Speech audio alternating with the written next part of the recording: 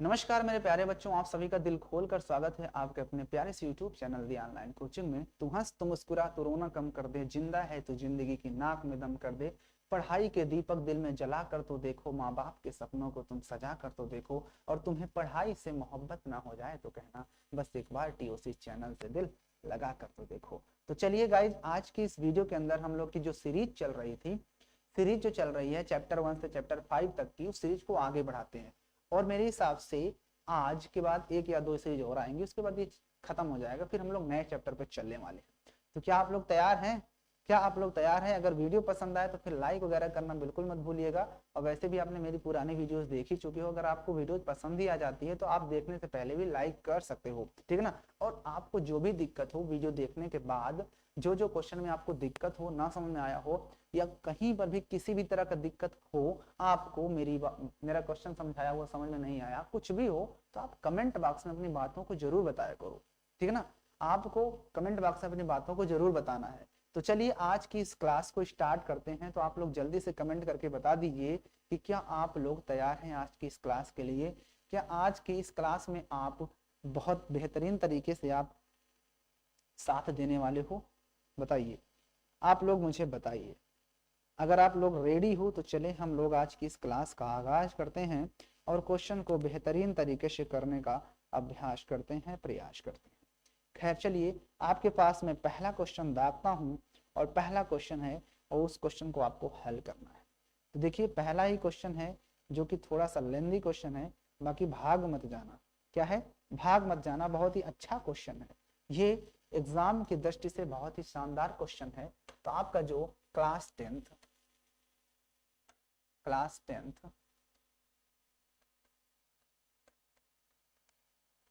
Chapter 1 to chapter 5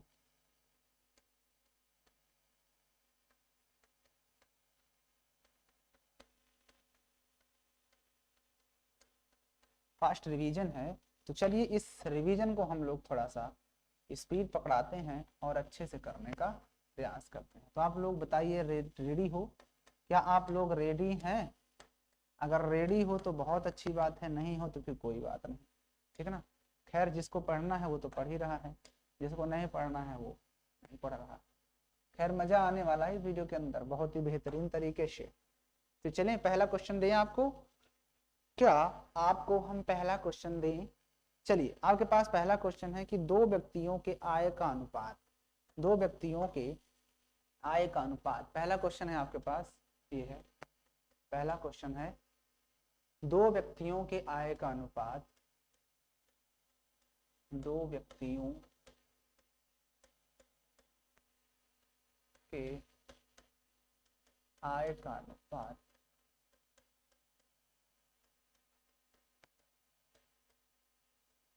दो व्यक्तियों के आय का अनुपात 9:7 है तथा उनके खर्चों का अनुपात तथा उनके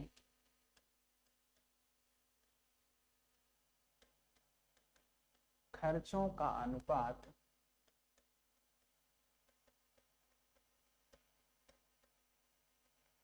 4:3 है, 4:3 है। यदि प्रत्येक व्यक्ति प्रति महीने में, यदि प्रत्येक व्यक्ति यदि प्रत्येक व्यक्ति यदि प्रत्येक व्यक्ति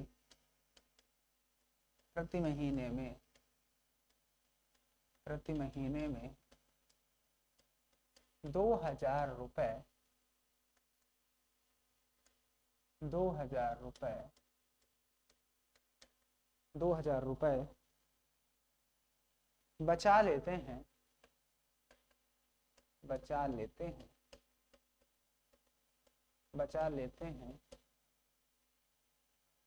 तो उनकी मासिक आय ज्ञात कीजिए। तो उनकी मासिक आय ज्ञात कीजिए।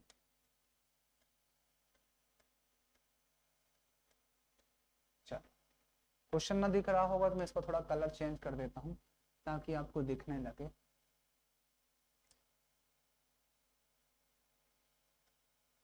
चलिए, आपके पास पहला क्वेश्चन रखा हुआ है कि दो व्यक्तियों के आय का अनुपात 9:7 में है तथा उनके खर्चों का अनुपात 4:3 में है। यदि प्रत्येक व्यक्ति प्रति महीने 2000 रुपए बचा लेते हैं तो उनकी मासिक आय ज्ञात कीजिए। तो कोई बात नहीं, यहाँ पर देखो ध्यान से एक चीज समझना है आपको, जब भी इस तरह क्वेश्चन होते हैं इनको हल करना होता है तो एक बात याद रखना, उनकी मासिक आय यहाँ से निकलेगी। आय दिया ना, उनकी मासिक आय का ही अनुपात है। यहाँ पे लिख लोगे माना पहले व्यक्ति की या प्रथम व्यक्ति की आय, प्रथम व्यक्ति की आय क्या है 9 है ना, तो 9x लगा दो, 9x, ठीक है ना। फिर यहाँ पर लिखेंगे द्वितीय व्यक्ति की आय, तो 7 है ना, तो 7x रुपीज है, तो रुपए भी लिख सकते हो, ठीक है ना। अब यहाँ पर आपको पता होना चाहिए कि जो बचत आता है, जो बचत होता है, बचत कब आता है, जो बचत आता है वो कैसे आता है, आप जितने रुपए कमाते हो उसमें से आपने जितने रुपए खर्च कर दिया उसको निकाल दोगे तब ना बचत आता है। अगर आप दुकान में कुछ चीज मान लो आपको महीने में सैलरी मिली, कहीं पर भी आप जॉब करते हो, कहीं पर भी कुछ भी करते हो, तो महीने में आपको मान लो कि 5000 रुपए मिला महीने का, तो 5000 रुपए अगर आपको महीने मिल गया तो उस 5000 में आपने 2000 रुपए खर्च कर दिए, तो जो बचा वही तो बचत हुआ ना। तो इसका मतलब यह हुआ कि आपकी सैलरी माइनस आपका खर्च इक्वल टू आपकी बचत, ठीक है ना। तो इस बात को याद रखना, इसी से आप क्वेश्चन को सॉल्व कर सकते हो। तो देखो प्रथम शर्तानुसार यहाँ पर लिखेंगे, प्रथम शर्तानुसार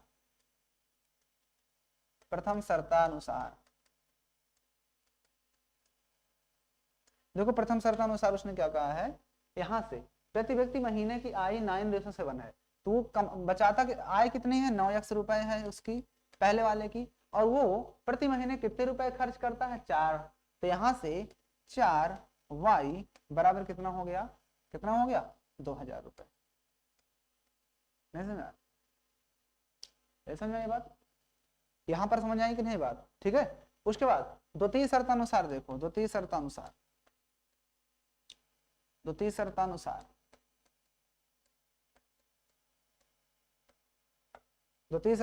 देखो, अब दूसरे वाले की 7x है और उसमें से कितना खर्च करेगा 3y, तो 3y बराबर कितने रुपए 2000 ही से बचेंगे ना, क्योंकि बचत दिया है ना, ये भी 2000 ही है, ठीक है ना। इसको इक्वेशन नंबर 1 डाल दिए, इक्वेशन नंबर 2 हो गया।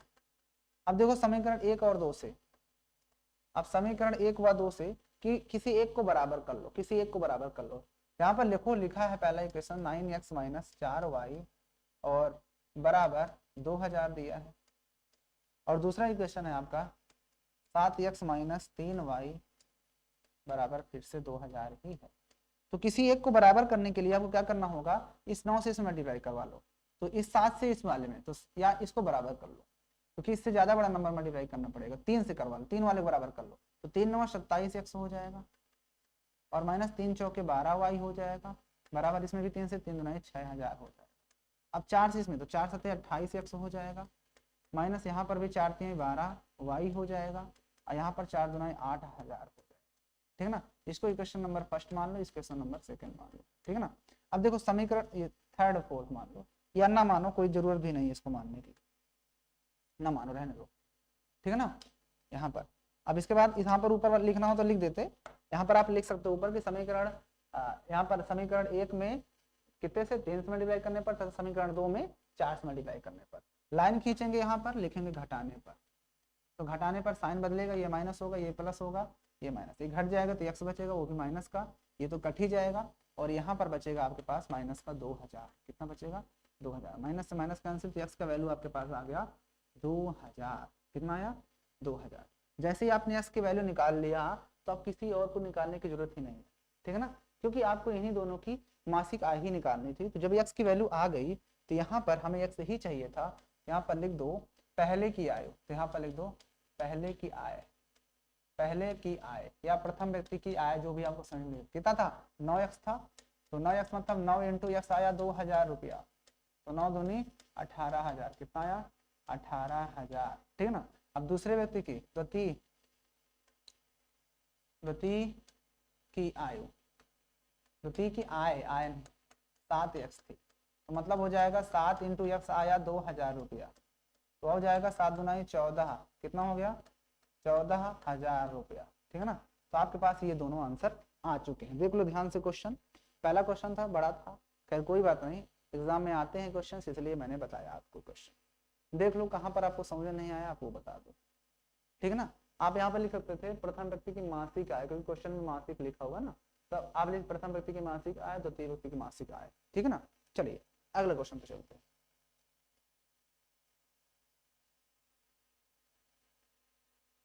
आइए अगला क्वेश्चन नंबर सेकंड, देखो क्वेश्चन नंबर सेकंड क्या कह रहा है। देखो क्वेश्चन नंबर सेकंड क्या कह रहा है, आंसर सही है।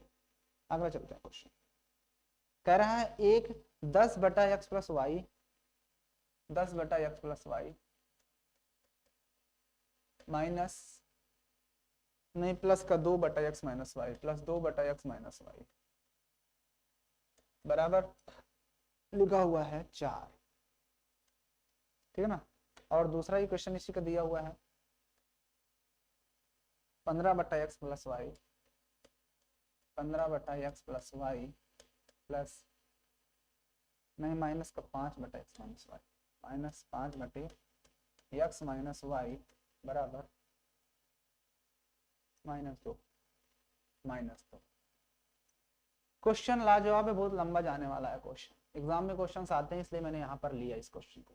ध्यान से समझना इस क्वेश्चन को भी बच्चा, इस क्वेश्चन को आपको ध्यान से समझना है, ध्यान से समझना ये है, क्वेश्चन को ध्यान से देखो, इसमें हमें x और y का वैल्यू बताना है। क्या बताना है, x बराबर क्या होगा और y बराबर क्या होगा।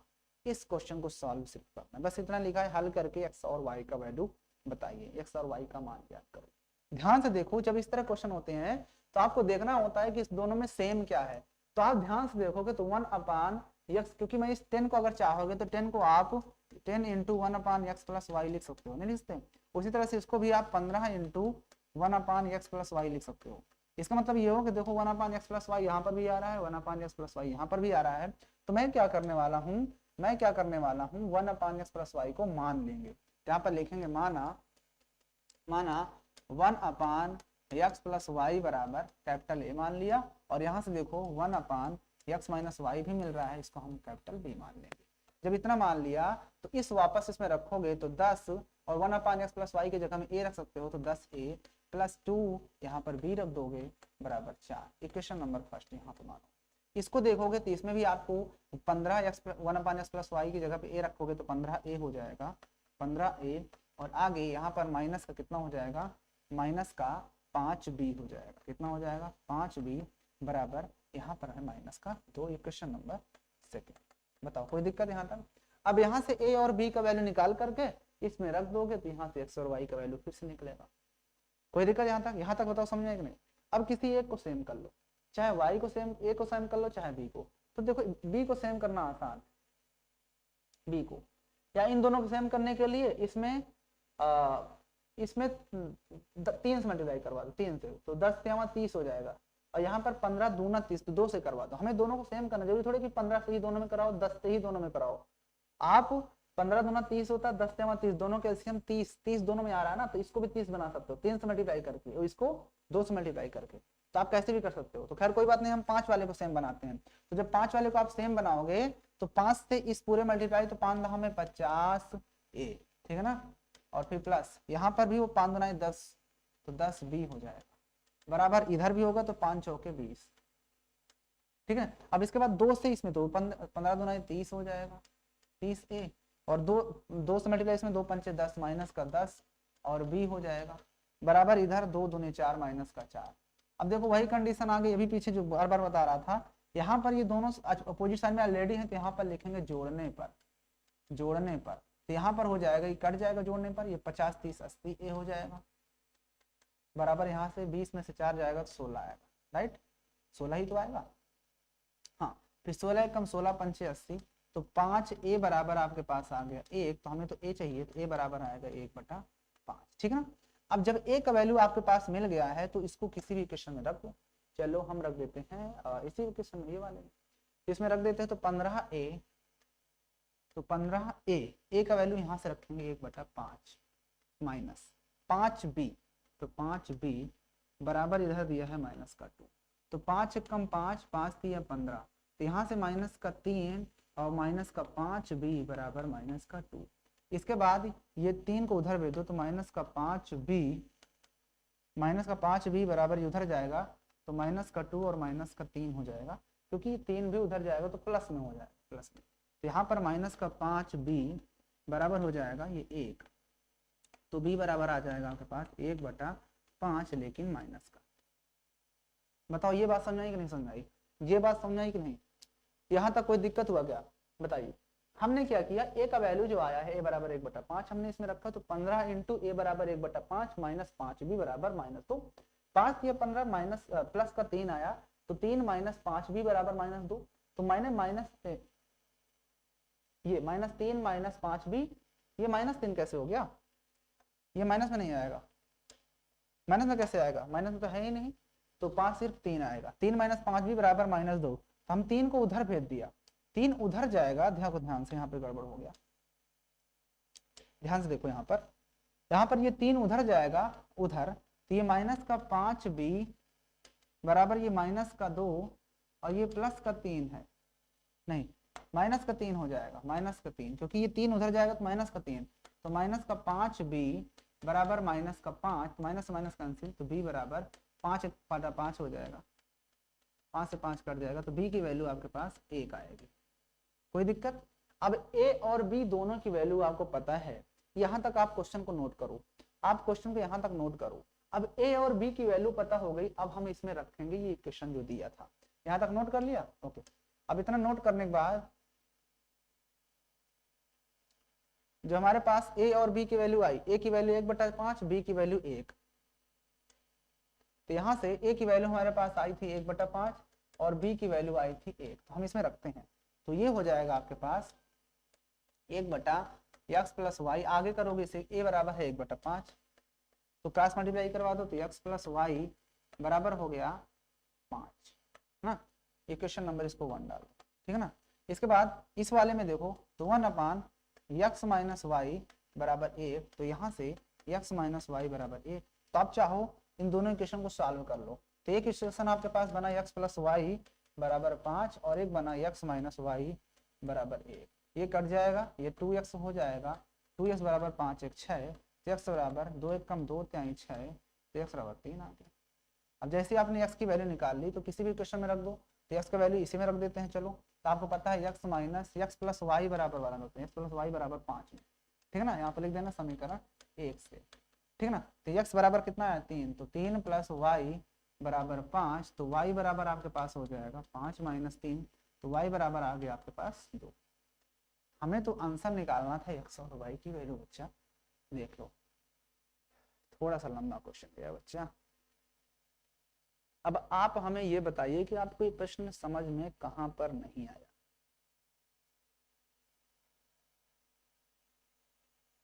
वैसे तो आपको ये प्रश्न समझ में आ गया होगा। चलिए अगले क्वेश्चन पे चलते हैं। अब देखो, अगर उत्तर की जांच भी करना चाहते हो तो चलो मैं उत्तर की जांच भी करके दिखा देता हूँ। तो देखो, अगर आपको उत्तर की जांच करना है, तो मैंने लगा दिया, आपको ऐसे ही पूरा उतार लेना, ठीक है ना, ध्यान से। अब मैं इस वाले क्वेश्चन में चलो रख के दिखा देता हूँ, इसमें इस वाले LHS पे रखते हैं, तो 15, बट हालांकि ये चीज करना नहीं, बस x और y का वैल्यू निकालना था, तो आपका आंसर यहाँ पे खत्म हो गया। मैं दिखा देता हूँ, 15/x कितना है 3, प्लस y कितना है 2, प्लस नहीं माइनस 5/x 3 माइनस y है 2, तो यहाँ पर देखो 15/3 2 5, और यहाँ पर -5/3 में से 2 गया 1, तो 5 1 कम 5 5 3 15, यहाँ पर आ गया 3 और यहाँ से -5 घटाओगे तो कितना आएगा -2 बराबर RHS। इसका मतलब हमने जो आंसर निकाला है, इतनी मेहनत किया है, वो कहीं ना कहीं सत्य है। देख लो, ध्यान से देख लो क्वेश्चन को। क्वेश्चन बहुत ही अच्छा है, बहुत ही प्यारा क्वेश्चन था, हमने क्वेश्चन जो किया है, ठीक है। चलिए अगले क्वेश्चन पे चलते हैं।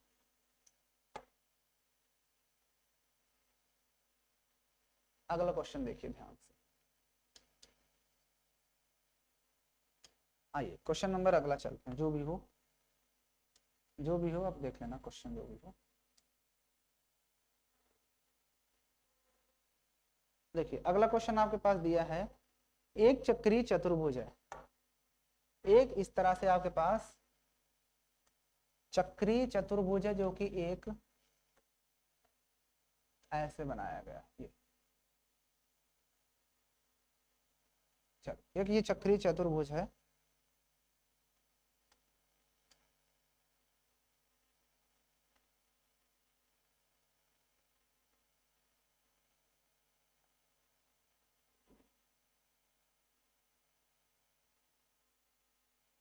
ये लो एक ABCD जो है एक चक्रीय चतुर्भुज है जिसमें हमें आपको कोण बताने हैं, सभी को सभी कोण आपको बताने हैं, जिसमें आपके पास एंगल दिया है, एंगल से ABCD, ये है A, ये है B, ये है C, ये है D। आपके पास जो एंगल दिए हैं उस एंगल के नाम भी लिख देते हैं। ये एंगल है आपका -4x, ये एंगल है आपका 4x plus 4y plus 20, 4y plus 20, ठीक है ना, 4y प्लस 20, और ये है -7x प्लस 5, -7x प्लस 5, ये एंगल है आपका -7x प्लस 5, और ये एंगल B क्या है, एंगल B है 3y minus 5, 3y minus 5, 3y minus 5। ये आपके पास प्रश्न दिया हुआ है, कह रहा है एक चक्रीय चतुर्भुज है। अब आपको पता होना चाहिए कि जो चक्रीय चतुर्भुज होता है वो एक वृत्त के अंदर बनता है और वृत्त के शीर्ष मतलब वृत्त की परिधि पर टच होता है, वो चक्रीय चतुर्भुज है। उसके चारों शीर्ष जो है आपके वृत्त की परिधि पर होने चाहिए। अगर वृत्त की परिधि पर नहीं है तो वो चक्रीय चतुर्भुज नहीं कहलाएगा। अगर कभी ऐसे बना दिए जैसा फिगर, ठीक है ना, ऐसे बना हुआ ये, और अगला वाला जो शीर्ष है वो यहाँ पर नहीं है, ठीक है ना, मतलब ऐसे बनाया गया है, ये फिर ये करके ये और ये करके। तो यहाँ पर देखो अगर मान चलो ये वाला टच भी होता है इस तरह से तब भी नहीं होता क्योंकि ये वाला टच नहीं है, तो उसके जितने भी शीर्ष होते हैं सभी वृत्त की परिधि पर होना जरूरी है, ठीक ना, तभी वरना वो चक्रीय चतुर्भुज नहीं होगा। तो ये आपके पास चक्रीय चतुर्भुज बना है और इसमें आपको x और y का वैल्यू बताना है, मतलब कि x और y का वैल्यू पता हो जाएगा तो आप कोण बता लो, कोण बताने हैं। तो आपको पता होना चाहिए कि जो चक्रीय चतुर्भुज होता है उसके सम्मुख कोणों का योग 180 डिग्री होता है। याद रखना इस बात को, चक्रीय चतुर्भुज के सम्मुख कोणों का योग 180 डिग्री होता है, यानी angle A plus angle C बराबर 180। मैंने जो बताया उसको आप लिख दीजिएगा, ठीक है ना। अब एंगल A आपके पास दिया है ना, कितना एंगल है 4y प्लस 20, 4y प्लस 20, और एंगल C है -4x, ये हो गया 4x बराबर 180, ठीक है ना। तो यहाँ से आपका आ जाएगा 4y माइनस का 4x, 20 को उधर भेज दो तो 180 माइनस 20 हो जाएगा, घटा दोगे तो ये आ जाएगा आपका 4y माइनस 4x बराबर 160, यही होगा। 4 से डिवाइड कर दो तो y माइनस x बराबर 4 चौके 16, 40 इक्वेशन नंबर फर्स्ट। कोई दिक्कत यहाँ तक? इतना करने के बाद आप चाहो तो x वाले को पहले लिख लो, लिख दें, चल रहने दो, लिख देते हैं, चलो नहीं आपको कोई गलत कैसे है, देखो तो इसको पहले लिख लो तो -x पहले आ जाएगा, उससे क्या दिक्कत है, -x फिर प्लस का y बराबर 40, इसको इक्वेशन नंबर 5 डाल दो, ठीक ना। उसी तरह से एंगल B और एंगल D का सम भी 180 के बराबर होगा, नहीं होगा, बिल्कुल होगा। अब देखो एंगल B आपके पास कितना है, एंगल B है एक 3y माइनस 5, तो 3y माइनस 5 और प्लस कर देना है, जब प्लस करोगे तो माइनस का 7x और प्लस का 5 बराबर 0, तो ये हो जाएगा 7x, तो 3y माइनस 7x, और ये 5 5 से 5 कैंसिल ही हो जाएगा, राइट, क्योंकि एक प्लस में एक माइनस में है, इक्वल टू 0, ठीक है ना। वही काम इसको पहले कर सकते हो, तो माइनस का 7x पहले लिख लो और इसको बाद में लिख लो, प्लस का 3y बराबर 0, इक्वेशन नंबर सेकंड। अब फर्स्ट और सेकंड को हम यहाँ पर लिख लेते हैं एक साथ, तो यहाँ पर पहला इक्वेशन आपके पास आया है माइनस का x प्लस वाई बराबर 40, दूसरा आया है आपके पास माइनस का 7x प्लस का 3y बराबर 0। तो आपके पास दो मेथड है प्रतिस्थापन, मतलब 3-4 है, प्रतिस्थापन, विलोपन, वज्र गुणन, जो भी आपको सही लगे सॉल्व कर सकते हो। आप चाहो तो ऊपर वाले से x का वैल्यू निकाल करके इसमें रख दो, या फिर विलोपन विधि लगा दो। तो विलोपन विधि लगाने के लिए आपको क्या करना होगा, दोनों में से एक को बराबर करना होता है। मैं क्या करता हूँ, इसमें 7 से मल्टीप्लाई कर देता हूँ ऊपर वाले, तो 7 करोगे तो माइनस का 7x हो जाएगा, यहाँ पर प्लस का 7y बराबर 7 चौके 28 280, ठीक है ना। यहाँ पर होगा तो ये माइनस का 7x ही रहेगा, प्लस का 3y ही रहेगा बराबर। ध्यान से देखो, ये दोनों को घटाना है तो ये प्लस हो जाएगा, ये माइनस, ये भी माइनस। यहाँ पर लिखेंगे घटाने पर, क्योंकि घटाने पर साइन बदलता है इसलिए ये कट जाएगा, 7 में 3 जाएगा तो 4y बराबर बचेगा आपका 280। 4 एक कम 4 7 28, यस की वैल्यू, y की वैल्यू आ गई आपके पास 70 डिग्री। जैसे ही आपने y निकाल लिया तो आप किसी भी इक्वेशन में रख दो। चलो हम इसमें रख देते हैं, इस वाले पे। तो यस में रखोगे तो यह माइनस का x प्लस का y मतलब 70 बराबर 40, ये 40 रख दी। तो माइनस एक्स बराबर हो जाएगा 70 माइनस 40 माइनस 70, तो एक्स बराबर कितना आ जाएगा 30, क्योंकि इधर माइनस में आएगा और ये भी माइनस, तो माइनस माइनस कैंसिल, प्लस का 30। तो एक्स की वैल्यू भी पता और वाई की वैल्यू भी पता। अब जब आपने एक्स और वाई की वैल्यू निकाल ही ली है, जब आपने एक्स और वाई की वैल्यू निकाल ली है तो इसका मतलब ये हुआ कि आप इन सभी सीट्स को निकाल सकते हो। तो अगर मैं आपसे पूछूं, अब इसके आगे का प्रोसेस इधर मैं कर देता हूँ, ठीक है ना, इसको हटा के। अब मैं अगर आपसे पूछूं कि एंगल ए कितना होगा, तो आप कहोगे एंगल ए तो हमारे पास कितना है, एंगल ए है 4y प्लस 20, 4y प्लस 20। तो 4 इंटू वाई आपके पास कितना दिया है 70, तो 70 रख दिया प्लस 20। तो बताओ कितना हो गया, 7 चौक 28,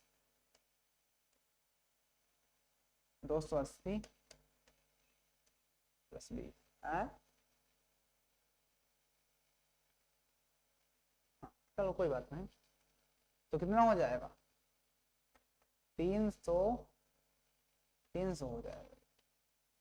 अब एंगल सी अगर निकालना चाहते हैं तो एंगल सी कितना है माइनस का 4x, तो माइनस 4 इंटू एक्स कितना आया है 30 डिग्री, है ना 30, तो 4 तिया 12 माइनस का 120।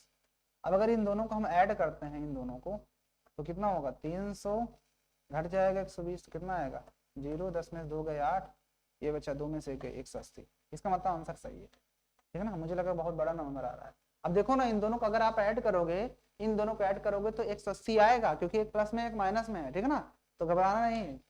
उसके बाद देखो अगला, अब एंगल ए हो गया, बी निकालते हैं। तो एंगल बी कितना है, तो एंगल बी है आपके पास 3y माइनस 5, तो 3y माइनस 5, तो 3y की वैल्यू है 70 माइनस 5, तो 7 21 210 माइनस 5, मतलब 205। अब उसके बाद एंगल डी निकाल लो। तो एंगल डी है आपके पास माइनस 7x प्लस 5, ये हो जाएगा माइनस 7x है 30 प्लस 5, तो 7 21 माइनस का 210, ऊपर गलत कर दिए, ये y का वैल्यू 70 था, ठीक तो है, तो यहाँ पे 7x का वैल्यू 30, ठीक है 210 माइनस का हो जाएगा कितना, नहीं प्लस का 5, यहाँ पर घटाओगे तो माइनस से कितना आएगा 205। वैल्यू गलत रख दिए क्या, 3y माइनस 5, 3y की वैल्यू माइनस 70, 7 21 210 माइनस 5, 210 से 5 घटाओगे तो 205, फिर 7x प्लस 5 है माइनस का, तो माइनस 7x, x की वैल्यू है 30, 7 21 प्लस 5 205, दोनों को जोड़ने पर इतना कहाँ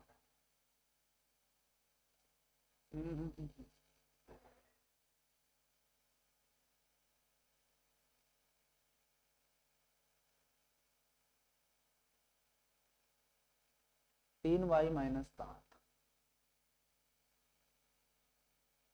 नहीं सही है, कोई दिक्कत नहीं, सही है, सही है, क्योंकि देखिए ना, अगर एंगल ए हमने निकाला तो 4y माइनस 20 300 डिग्री आया, और एंगल सी जो है ये हो गया 120, तो अगर 120 है दोनों घटा दोगे 180 आएगा। और अगर हम इसकी बात करते हैं तो एक प्लस में है एक है माइनस में, ठीक है ना, तो ये चीज हो जाती है, ठीक है ना। बाकी क्वेश्चन सही है, ठीक है ना, इस तरह से आपको क्वेश्चन करना है। एक्स और वाई को दोनों विलोपन विधि से सॉल्व कर लो, या किसी भी एक्स और वाई का वैल्यू जो आएगा उसी को आपको इसमें रखना है, दोनों में आपका आंसर आ जाएगा, ठीक है। मेरी बात समझाई, ओके चलिए अगला क्वेश्चन पे चलते हैं।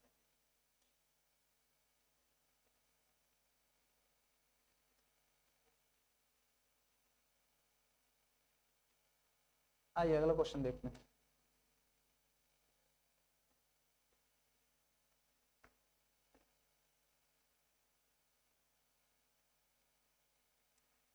एक नाव जो है वो धारा 10 घंटे में धारा के प्रतिकूल 30 किलोमीटर तथा धारा के अनुकूल 40 किलोमीटर जाती है। एक नाव है, ठीक है ना, एक नाव है, ठीक है, मैं यहाँ पे लिख देता हूँ, एक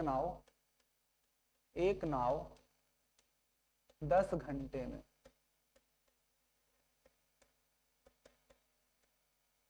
धारा के प्रतिकूल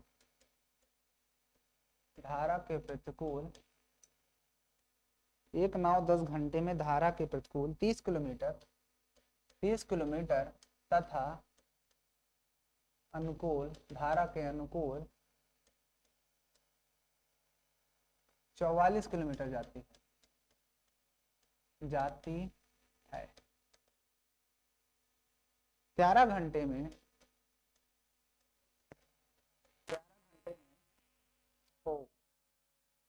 कोई बात नहीं, बस 2 मिनट रुकिए, 2 मिनट रुकिए, 2 सेकंड में चालू हो रहा है।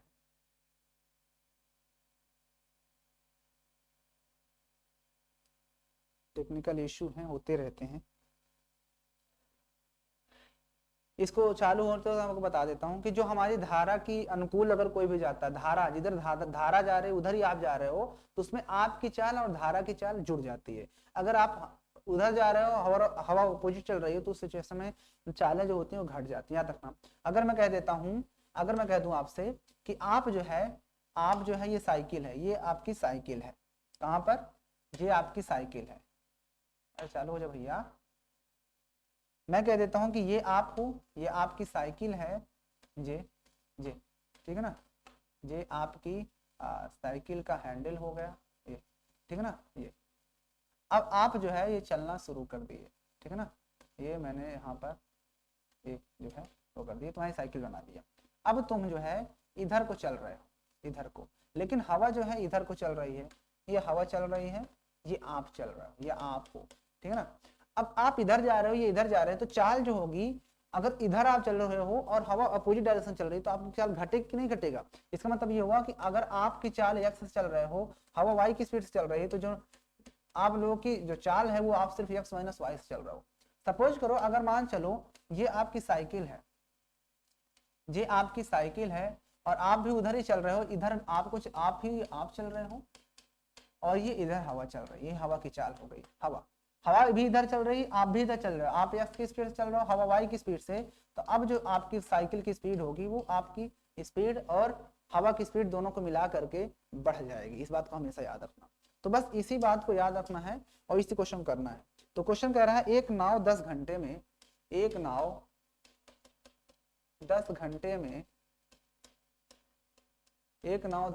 में धारा के प्रतिकूल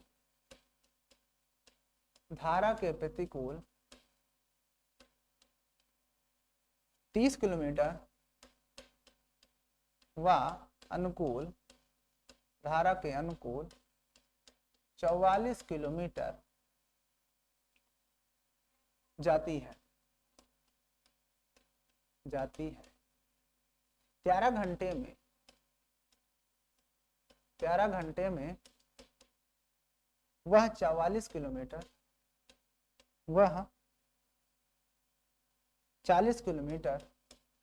धारा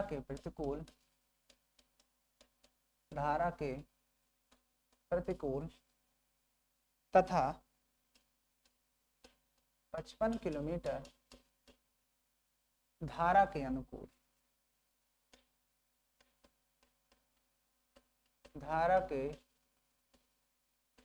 अनुकूल जाती है। धारा की चाल ज्ञात कीजिए। धारा की चाल ज्ञात कीजिए। आपके पास प्रश्न लिखा है कि एक नाव 10 घंटे में धारा के प्रतिकूल 30 किलोमीटर तथा धारा के अनुकूल 44 किलोमीटर जाती है। 13 घंटे में वह 40 किलोमीटर धारा के प्रतिकूल तथा 55 किलोमीटर धारा के अनुकूल जाती है, तो धारा की चाल बताइए। क्वेश्चन बहुत ही शानदार है, लाजवाब है। क्वेश्चन में ये कह रहा है कि एक नाव है जो कि धारा के प्रतिकूल जाती है 10 घंटे में 30 किलोमीटर, और 10 घंटे में ही अगर अनुकूल होती है, उसी तरफ चलती है जिधर पानी बह रहा है, तो 44 किलोमीटर पहुंच जाती है। तो 13 घंटे बाद अगर जाती है तो 40 किलोमीटर लगता है, और 40 किलोमीटर लगती है, और प्रतिकूल में 55 किलोमीटर दूरी तय कर लेती है। तो यहाँ पर इस क्वेश्चन में आपको ये ध्यान रखना है, तो मान लेंगे आप, क्या मानोगे, माना धारा की चाल, धारा की चाल नहीं, पहले मान लो नाव की चाल, मान लो माना नाव की चाल, क्योंकि जाहिर सी बात है नाव की चाल तो ज्यादा ही होगी, तभी तो नाव चल रही है ना, x किलोमीटर पर आवर, ठीक है ना। और धारा की चाल मान लो, धारा की चाल मान लो y किलोमीटर पर आवर, ठीक है ना, y किलोमीटर पर आवर हमने मान लिया, ठीक है। ओके, इतना करने के बाद आपको एक बात और याद रखना है, इतना करने के बाद आपको एक बात और याद रखना है, क्या, प्रश्नानुसार धारा के अनुकूल तथा प्रतिकूल जाने में उसे कितना समय लगता है, 10 घंटा। तो यहाँ पर लिखेंगे धारा के अनुकूल प्लस प्रतिकूल बराबर लगता है 10 घंटा, ठीक है ना, इस बात को याद रखना। तो धारा के अनुकूल जाने में तथा आने में लगा समय बराबर क्या होता है, समय बराबर आपको पता होना चाहिए दूरी बटा 4 होता है। क्या होता है, दूरी बटा 4, इस बात को याद रखना, क्योंकि समय लिखा तो इधर भी समय लिखेंगे। तो धारा के अनुकूल कितना जाता है, 30 किलोमीटर, तो समय बराबर होता है दूरी 30 किलोमीटर बटा 4। तो जब एक ही तरफ जाएगा, अनुकूल जाएगा, तो चालें जुड़ जाती हैं। ये बात समझाई कि नहीं समझाई, अगर एक ही तरफ जाएंगे तो धारा जुड़ जाती है कि नहीं जुड़ जाएगी, क्योंकि अनुकूल गया है, नहीं प्रतिकूल गया भाई, 30 किलोमीटर प्रतिकूल गया है सॉरी, ठीक है ना। उसके बाद प्लस फिर 44 किलोमीटर वो धारा के अनुकूल गया है, तो इस बार चाल दोनों की जुड़ जाएंगी, क्योंकि अभी मैंने बताया। ये बात समझाई कि नहीं समझाई, ये बात आपको समझ में आई कि नहीं समझ आई, क्योंकि धारा समय बराबर दूरी बटा 4। तो चाल अगर अनुकूल है, पहले मैंने लिखा है अनुकूल वाला, तो अनुकूल में जो जा रहा है ये प्रतिकूल वाला था, 30 किलोमीटर प्रतिकूल वाला है। तो आप एक काम करो, यहाँ पर ये अनुकूल जो है इसको यहाँ पे रख दो, ये प्रतिकूल वाला उठा करके यहाँ पे रख दो, ठीक है। अब सही है, अब तो नहीं दिक्कत है, ठीक है। धारा के प्रतिकूल 30 किलोमीटर जाता है, तो 30 किलोमीटर प्रतिकूल होगा, तो हवा धारा इधर को बह रही है, उसको इधर जाना है, तो घट जाती है चाल, इसलिए x माइनस वाई दूरी बटा 4। तो चाल ये रखिए, नहीं कि सिर्फ चाल x रख दो, दोनों घटा कर लिखना है, और अगर अनुकूल है तो चाल जुड़ जाती है। अब क्या करो, इसको थोड़ा सॉल्व कर लेते हैं। तो सॉल्व करने का तरीका मत करो, बस इतना ही डाल दो, क्वेश्चन नंबर फर्स्ट। फिर द्वितीय शर्तानुसार देख लो, द्वितीय शर्तानुसार क्या कहा है, द्वितीय शर्तानुसार वो कितने किलोमीटर जा रहा है, 13 घंटा लगता है। कब, तो यहाँ पर जब वो 40 किलोमीटर जाता है प्रतिकूल में, तो 40 बटा x माइनस वाई हो जाएगा, नहीं समझाई, प्लस 55 किलोमीटर आता है प्रतिकूल, अनुकूल में, तो x प्लस वाई बराबर 13। बात समझाई कि नहीं, ये दोनों लाइन, ये दोनों बात समझाई कि नहीं समझाई, बस इन्हीं को सॉल्व करना है। तो सॉल्व करने का तरीका आपको पता होना चाहिए कि देखो 1/x प्लस वाई सेम है, तो यहाँ पर लिखोगे माना 1/x माइनस वाई बराबर a और 1/x प्लस वाई बराबर b। कोई दिक्कत, अब रख देंगे इसमें। तो जब रखोगे तो देखो 30a हो जाएगा और प्लस 44b हो जाएगा, बराबर कितना हो जाएगा, 10, ठीक है ना। ओके, उसके बाद देखो 40 है, तो 40a हो जाएगा और प्लस 55b हो जाएगा, बराबर 13। बस इसे सॉल्व करना है। तो सॉल्व करने के लिए किसी एक को सेम करना पड़ेगा, तो किसको सेम बना ले बताओ, ये 30 है, ये 40, तो 4 3 12, इसी को सेम बना ले। तो ऊपर वाले में 40 मल्टीप्लाई करवा दो, 40 यहाँ 120 हो जाएगा, 120a प्लस इसमें 4 चौके 16, 0 4 चौके 16, 4 चौके 16 1760 b, और बराबर इधर करोगे 400 हो जाएगा। इसमें करोगे 30 से, तो 3 चौके 12 120a प्लस 0 3 5 15 होगा, 3 5 15 116 हो जाएगा, इतने b बराबर 13 3 39 390, ठीक है ना। यहाँ तक कोई दिक्कत, यहाँ तक करने के बाद इधर की मैं चीजों को हटाता हूँ, यहाँ तक की चीजों को हटाता हूँ, ठीक है ना। अब उस चीज को इधर करता हूँ, देखो अब देखो दोनों में क्या होगा, घटाने पर लिख देना, घटाने पर ये माइनस ये माइनस ये माइनस, ये कट जाएगा, यहाँ पर अपोजिट साइन है, घट जाएगा, तो 0 आएगा, 6 में से 5 गया 1 आएगा, 7 में 6 गया 1 आएगा, बस इतने b इक्वल टू, इधर से भी काटा तो 0 आएगा, 11 से 9 गया 10 में से 9 गया, 1 आएगा और ये बचा बस इतना ही आएगा।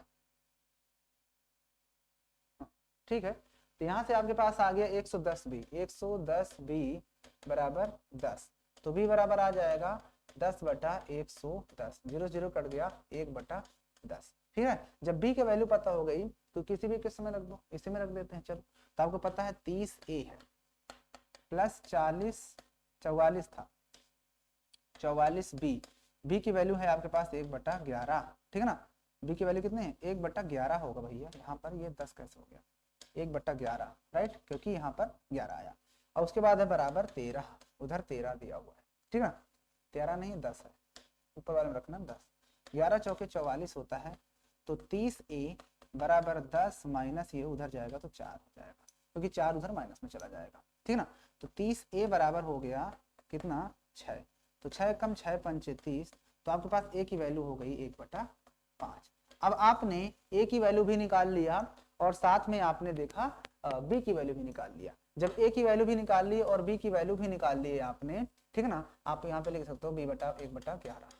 अब जब बी की वैल्यू भी पता और इसकी वैल्यू भी पता, तो आप इसमें आराम से रख सकते हो। तो नीचे करेंगे, नीचे लिखना इतने बराबर इतना, इस चीज को आप नीचे करना है, यहाँ पर नहीं करोगे आप लोग। ठीक है ना, आपको पता है ना यहाँ पर कि 1 अपान एक्स माइनस वाई बराबर ए कितना है, 1 बटा 5, 1 बटा 5 रख दिए, तो यहाँ से हो जाएगा एक्स क्रॉस मल्टीप्लिकेशन, तो एक्स माइनस वाई बराबर 5, और इसमें रखोगे तो 1 अपान एक्स प्लस वाई बराबर बी कितना आया है, 1 बटा 11, 1 बटा 11 क्रॉस मल्टीप्लाई, तो एक्स प्लस वाई बराबर आ गया 11।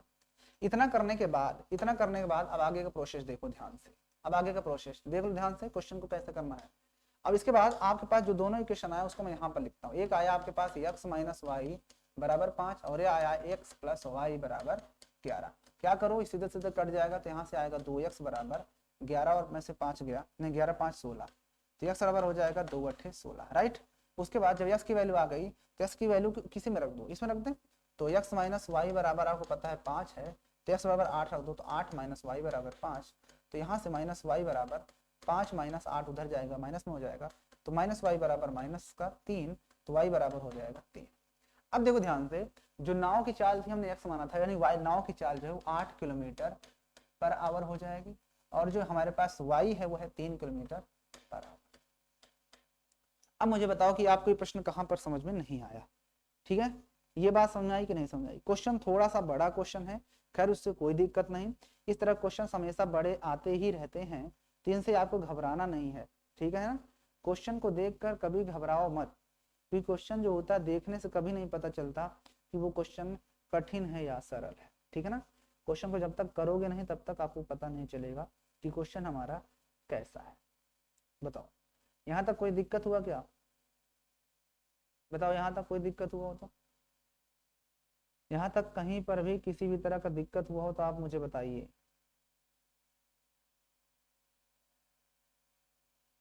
कोई दिक्कत है, नहीं दिक्कत ना, बोलिए, कहीं पर दिक्कत है तो आप बताओ। अच्छा, अगर मैं तुम लोग से पूछ लूं एक क्वेश्चन जाते जाते, लास्ट क्वेश्चन आपसे पूछ लेता हूं कि 196 एंड 38,220 इसका आप एचसीएफ बताओ, बता सकते हो? यूक्लिड डिवीजन मेथड से कैसे बताएंगे? हमें पता है कि 196 से ही डिवाइड करना होगा जो बड़ा सा नंबर है 38,220 को। आपको साफ साफ दिख रहा है, एक बार ही जाएगा 196, 12 में से 6 गया 6 आएगा, ये बचा आपका 9, नहीं 18 में से 9 गया 9 ही आएगा, नहीं 7 बचेगा, है ना, ये 17 में से 9 गया 9 8 17 होता है, और ये 2 में से 1 गया 1 आएगा, नहीं सही है, एक बार ले जाएंगे ना, तो 96, 12 में 6 गया 6 ही बचा 7, 17 में से 8 गया तो 9 8 17 होता है, और ये बचा 2, 2 में से 1 गया 1। अब उतरेगा तुम्हारा, कितना उतरेंगे 2, कितने बार जाएगा, तो 19 50 95 19 छक्का 114, 19 नहीं हम 171, 9 बार जाएगा लमसम, तो 9 6 54 होता है, और 9 9 81, और 81 5 81 5 81 5 86, 8 हासिल आया, और 9 1 कम 9 8 17, ठीक है ना, ये हो जाएगा, फिर से माइनस करना होता है, तो 12 में से 4 गया 8 4 12 होता है, ये बचा आपका 5, तो 15 में से 9 गया, 9 6 15, ये भी 0 ये भी 0, अब उतरेगा 0 क्योंकि अभी 0 बच रहा है ना, तो 0 उतारा कितने बार जाएगा, 19 बचा 95, लमसम 5 बार जा सकता है। तो 5 छक्का 30 होता है, और 5 9 45, 3 48 होता है, और 5 एकम 5 4 9 होता है। माइनस करेंगे ये हो जाएगा 0, यहाँ पर रिमाइंडर 0। तो एक ही बार में हो गया तो लिखना भी पड़ता है चरण, यहाँ पर लिखेंगे चरण पहला। 190 नहीं 196 नहीं है, यहाँ पे आपको चरण लिखना पड़ेगा। चरण पहला क्या है, 38220 बराबर क्या है 195 इंटू 196 और प्लस रिमाइंडर 0। तो यहाँ पर लिखेंगे यहाँ शेषफल बराबर 0, अतः HCF of 196 and 38220 equal to कितना हो जाएगा 195, क्योंकि हमें पता है ना कि HCF वही होता है जो उससे लास्ट टाइम पूरा पूरा काटता है, यानी रिमाइंडर 0 आता है। तो हमने 196 से ही डिवाइड किया और रिमाइंडर हमारे पास आप देख सकते हो 0 आ गया है, जिसकी वजह से यही इसका सत्य आंसर हो जाएगा, परम सत्य आंसर हो जाएगा। अब आप लोग मुझे ये बताओ कि आपको ये प्रश्न कहाँ पर समझ में नहीं आया, बताइए। कोई दिक्कत हो तो मुझे बताइए, कोई डाउट हो तो बताओ। तो आज की इस क्लास को हम यहीं पर करेंगे फिनिश, ठीक है ना। बहुत ही शानदार, बहुत ही लाजवाब तरीके से मैंने आपको सारे प्रश्न बताए। अब आप लोग मुझे बताओ कि आपको ये प्रश्न कहाँ पर समझ में नहीं आए। बहुत ही आसान था, मैंने चैप्टर 1 का एक क्वेश्चन उठाया है। तो आज की इस वीडियो में आपको कहाँ पर क्या दिक्कत है, किसी भी प्रश्न में किसी भी तरह का दिक्कत है तो आप वो चीज़ सब मुझे कमेंट करके बताइए, और बाकी फिर हम लोग मिलेंगे आपसे फिर नेक्स्ट वीडियो में, ठीक है ना। क्योंकि न संघर्ष न तकलीफ तो क्या फिर खाक मजा है जीने में, बड़े बड़े तूफान थम जाते हैं जब आग लगी हो सीने में। तू हंस तू मुस्कुरा तू रोना कम कर दे, जिंदा है तू जिंदगी की नाक तक कर दे, ठीक है ना। तो बस मिलते हैं आपसे फिर नई वीडियो के साथ जल्दी, तब तक के लिए जय हिंद। वीडियो लाइक कर देना, बहुते मारेंगे।